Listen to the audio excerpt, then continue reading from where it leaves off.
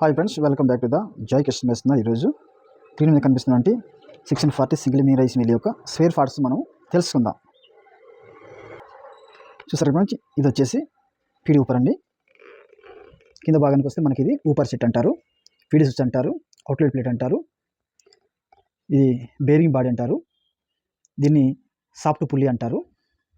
ఇక్కడ నుంచి ఇక్కడ దాకా రైస్ మిల్ వర్క్ షాప్ అంటారు. ఇది వచ్చేసి ఇక్కడ నుంచి ఇక్కడ దాకా పాలిసర్ సెట్ అంటారు. పైన భాగానికి వస్తుంది కదా మనకు పువ్వు ఆకారం ఉంది, ఇది మనకు ఎడ్జ్20 హ్యాండిల్ అంటారు. ఇక్కడ నుంచి ఇక్కడ దాకా మనకు డిశ్చార్జ్ స్క్రీన్ అంటారు. చూసారు కదా ఫ్రెండ్స్, ఇది మనకు రెడ్గా కనిపిస్తుంది కదండి. దీని లోపల బెల్ట్స్ ఉంటుంది, బెల్ట్ సేఫ్టీ గార్డ్ అని దీని అంటారు. చూసారు ఫ్రెండ్స్, ఇక్కడ రెడ్గా ఉంది. ఇది ఫేడి అవుట్లెట్ అంటే తవుడు ఈ భాగం రావడం జరుగుతుంది.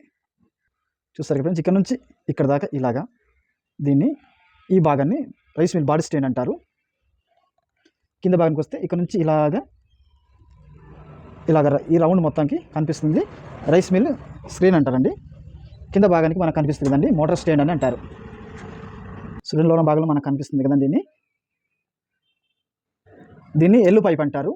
ఆ లోన భాగం కనిపిస్తుంది కదండి, దాన్ని బ్లోర్ బాడీ సాట్ అని అంటారు.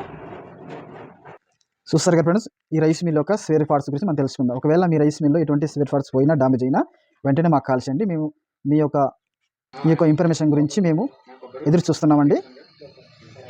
థ్యాంక్ యూ, ధన్యవాదములు. Subscribe to my channel.